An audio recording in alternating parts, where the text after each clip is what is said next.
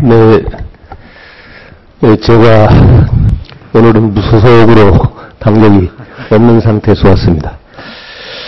우선 김영준 교수님께서 말씀하신 내용에 대해서 제 의견을 밝혀보겠습니다.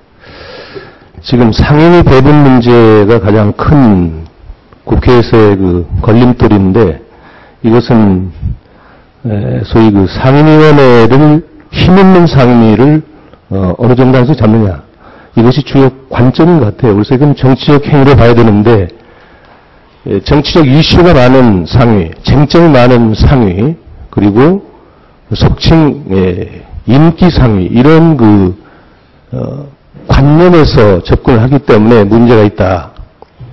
자, 이런 문제가 발생하게 된 원인은 제가 볼 때 충분히 어떤 그 주 안건에 대한 사전 심의가 현장 중심의 논의가 되고 사전의 검토가 좀 부실한 측면이 있다.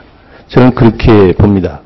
예를 들면 제가 1981년도 11대 국회부터 제가 이 국회에서 종사를 했기 때문에 그 당시를 제가 좀 기억을 해본다면, 그 당시에 국회의 수석 전문위원은 정부에서 파견했습니다. 그러다 보니까 정부의 입장을 대변하는, 그래서 국회를 신뢰하는 이런 상황이었거든요. 그런데 지금 보면 조금 제도는 바뀌었습니다만 국회의 전문위원이 계십니다. 이 전문위원이 어떠한 법안을 어떤 시각에서 검토해 내느냐에 따라서 이 문제는 상당히 당초의 입법 취지와 다른 결과가 올 수 있다.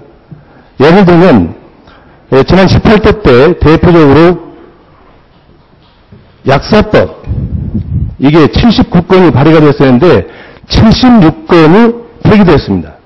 상임위에서 2건, 정부 1건 하나, 이 3건만 통과가 됐는데, 이때 이 여러 가지 그 자료를 보니까 거의가 전문위원회 검토 보고에서 부정적인 평가, 이것 때문에 상임위에서 거의 통과가 되어버리거든요. 폐기되어버리고. 자, 이런 관점에서 볼 때 우리나라의 정치 구조상 양당 정치가 지금 거의 굳어져 있는데, 이런 상황에서는 각 정당에서 국회 예산심의권, 결산권, 감사권, 그리고 각 상위의 전문위원조차도 각 정당에서 추천한 인사가 파견돼가지고 전문위원들이 사전에 한번 각 당의 의견들을 조율해서 상임위에 검토를 한다면 이런 여러 가지 불합리한 문제점들이 상당히 해소될 수 있다. 저는 그렇게 봅니다.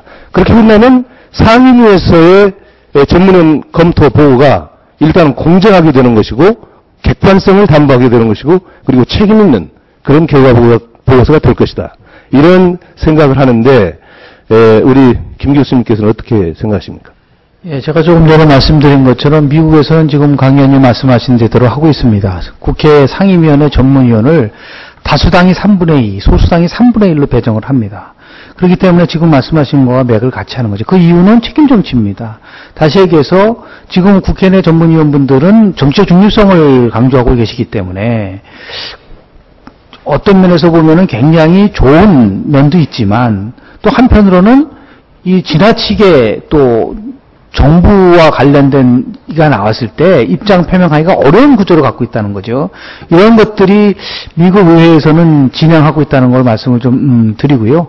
더 나아가서 전문 상임위에서 미국에서 다른 점은요, 전문인들을 굉장히 많이 활용한다는 겁니다. 그러니까 지금 우리 국회법상 3인 이내 전문인을 둘 수 있다고 얘기를 하고 있는데, 그거 말고 이 전문인들이 실제 어느 정도까지 갖고 있냐면 조사권까지 갖고 있습니다. 네. 그러다 보니까 우리가 모든 것을 의원들이 다 할 수 있는 것을 좀 분산시켜 줄 수 있는 효과도 있고, 상임위가 그런 면에서 보면 여러 면에서 강화될 수 있는 부분들이 있을 수 있기 때문에 이 상임위 원구성 문제와 관련된 것도 굉장히 중요하지만, 상임위가 어떻게 효율적으로 운영될 거냐 하는 것도 굉장히 중요한 국회 쇄신 개혁 중에 하나가 아닌가라는 것을 생각합니다. 네, 잘 알겠습니다. 제가 또 윤 교수님께 한 가지 여쭤볼 게 있는데요. 제 발언 시간이 다 돼서 보충 질의 때 말씀드리겠습니다. 이상입니다.